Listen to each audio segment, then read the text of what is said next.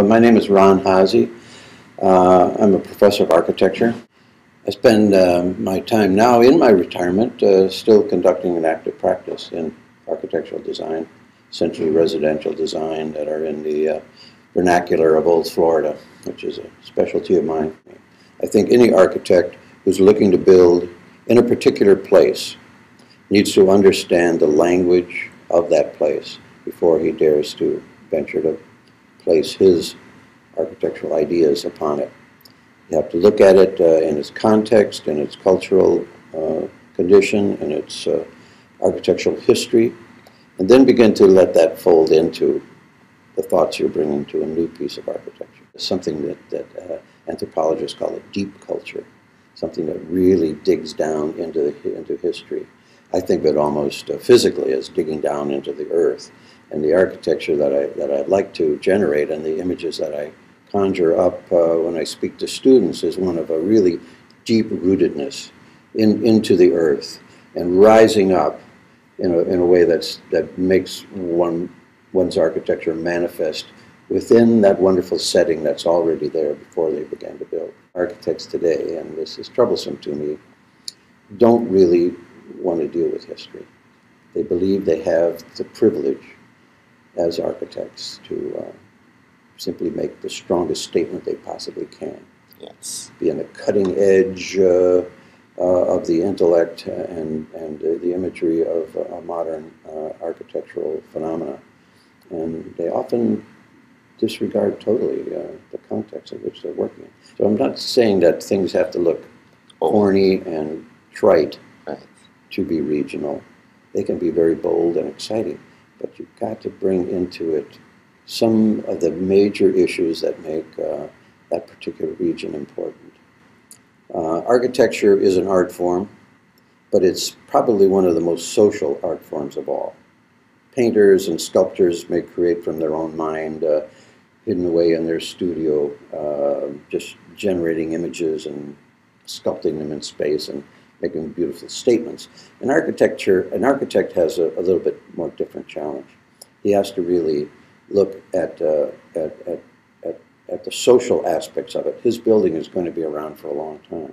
His or her building. There's a lot of women in architecture. I just taught a course this fall, and I was very pleased to see that 50% of my class were female students. Just a wonderful change of pace since the days when I was a student. Time has a factor in it.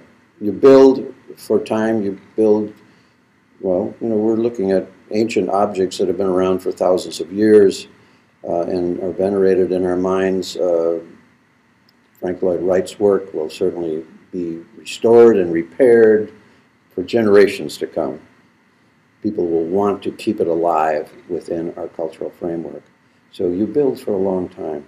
And you build for people to use and to love the buildings and to work and to go to school and to live within them in ways that makes the role of the architect an incredibly responsible one.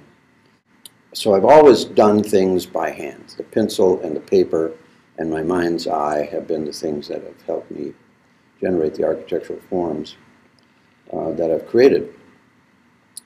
In the last 15, 20 years, computers have begun to play into this. Computer-aided drafting and design is more and more dominant in our profession. I can't do it. I have not stopped to learn it. I've been too busy keeping on going with my art and my architecture to say, well, I better catch up with modern technology. More and more people are using computers as a design tool as well.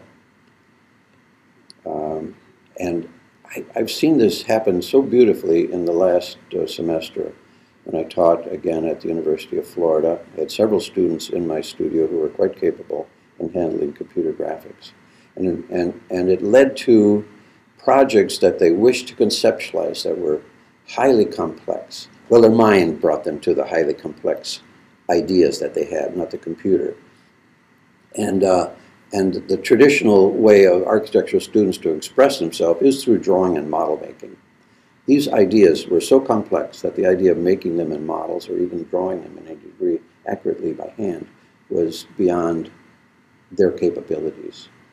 And so they were able to resort to the use of the computer to begin to sculpt and organize space in a way that met the intentions that they had in their own mind and created absolutely lovely and stunning images. I think as a person who doesn't use a computer and hadn't really been in the studio teaching for about 10 years, to see the level at which architectural education has moved was just enlightening to me, and delightfully so. The world is wide open to wonderful design possibilities with the use of the computer, but it all will go back to the mind's eye and to the intellect, the visual abilities of the designer, and that's the thrill of it.